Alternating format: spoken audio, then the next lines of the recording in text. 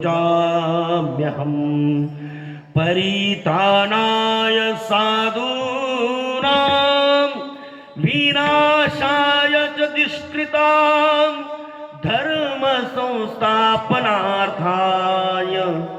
संभवामि युगे युगे. भगवान गीतेत सांगतात, यदा यदा हि धर्मस्य ग्लानिर्भवति भारत. ज्यावेळी धर्मावरती ग्लानी येते, धर्म मोडत नाही, धर्म मृत पावत नाही, त्या धर्मावरती ग्लानी येते. ग्लानी येते म्हणजे जसं पाण्यावरती शेवाळ येतं. पाणी कुठं गेलेलं नसतं, पाण्यावरती काय आलेलं आहे? शेवाळ आलेलं आहे. ते शेवाळ बाजूला करा, पाणी आपल्याला आपोआपच दिसतंय. म्हणजे धर्मावरती ग्लानी येते महाराज. आता ग्लानीच आलेली की नाही? पवित्र असणारा चैत्र मास आहे, त्यात रामनवमीचा कार्यक्रम आहे, आणि हे सगळं असताना सुद्धा इथे लोक कीर्तनाला नाही, ही ग्लानी आहे,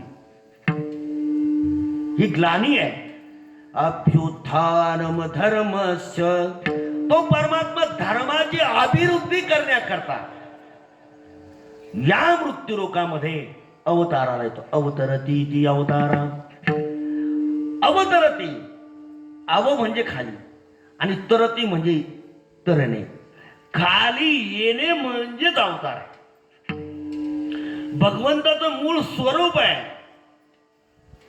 कोणतं मूळ स्वरूप आहे? ब्रह्मस्थिती, की जिथे अक्रियकत्व असतं, जिथे रंग नाही, रूप नाही, असा निराकारी अवस्था असते. ती सच्चिदानंद अवस्था असणारी निराकारी अवस्था, त्या अवस्थेतून तो परमात्मा अवस्थांतर करून तो देहधारी होतो. तो काय होतो? देहधारी होतो. अविकारी परमात्मा विकाराला प्राप्त होतो. विकाराला म्हणजे, विकार म्हणजे दोष नाही बरं का, त्या असणाऱ्या म्हणजे परमात्मा रंग नसलेला, रूप नसलेला परमात्मा म्हणजे आमिबाच आहे. आमिबा पाहिला का? त्याचा कसाही आकार करा, तो आमिबा. तसा निराकारी असणारा परमात्मा कसाही कर, त्याच्याबद्दल सांगता येत नाही. पण आकाराला आल्यानंतर मग त्याचं वर्णन आपल्याला करायचं. सुंदर ते ध्यान उभे विकेवर, मग त्याचं वर्णन आपल्याला करता येतं. मग निराकारी असणारा परमात्मा आकाराला येतो, याचं वर्णन गोस्वामी तुलसीदासजी सुद्धा रामायणामध्ये करतात. जब जब होई धर्म कै हानी,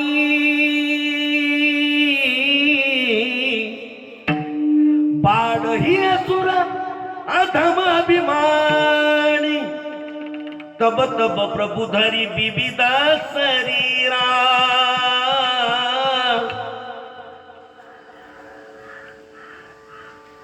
पालन कृपा निधी सब पीरा. सगळ्या पीडा घालवण्याकरता परमात्मा अवतार येतो. जब जब होई धर्म के हानी, बाढ़ही असुर अधम अभिमानी, तब तब प्रभु धरी विविध शरीरा. गोस्वामी तुलसीदासजी रामायणामध्ये सुद्धा वर्णन करतात. तेव्हा प्रभू परमात्मा वेगवेगळे शरीर धारण करतो. अशरीरी असणारा परमात्मा शरीर धारण करतो. धर्मावरती ग्लानी येते, धर्म संपत नाही. धर्म हा मूर्तिवान पदार्थ नाही. मूर्तिवान म्हणजे जसा मी मूर्तिवान आहे, मला पाहिल्यानंतर काळा गोरा ठेंगणा काहीतरी म्हणतात की नाही, तुम्ही म्हणू शकता की नाही? तसा धर्म हा मूर्तिवान पदार्थ नाही बाबा, मग अमूर्त आहे. परंतु धर्म हा रक्षण करणाऱ्यावर अवलंबून असतो.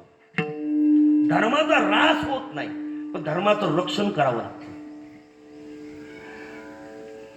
धर्माने सगळ्या जनतेचं कल्याण होतं. धर्म धारयती प्रजा. ज्या धर्माचं धारण आपण केलं ना, ती प्रजा, ती धारण करणारी प्रजा सुखागमाला प्राप्त होते, सुखाला, सुखरूपतेला प्राप्त होते. बरं, धर्माचं रक्षण करावं लागतं. रक्षण करावं लागतं. रक्षण करावं लागतं म्हणजे त्याचं रक्षण केल्यानंतर धर्माचं आपण रक्षण करायचं. धर्म आपलं रक्षण करतो महाराज. धर्म रक्षती रक्षितः महाराज गोडवर वाक्य आलेले आहे, म्हणजेच रक्षण करण्याकरता. आणि त्यामध्ये सांगितलं महाराजांनी, पहिला परमात्म्याचा इथे येण्याचं प्रयोजन आहे धर्माचं रक्षण करण्याकरता. दुसरं प्रयोजन आहे साधूंचा मान मिळवून देण्याकरता. परित्राणाय साधूनाम, अनेक असणाऱ्या साधूंचं रक्षण करण्याकरता. विनाशायच दुष्कृताम, साधूंचं रक्षण, भक्तांचं रक्षण, धर्माचं पालन आणि या जगतातलं स्थैर्य जगाला मिळवून देण्याकरता या परमात्म्याचा अवतार आहे.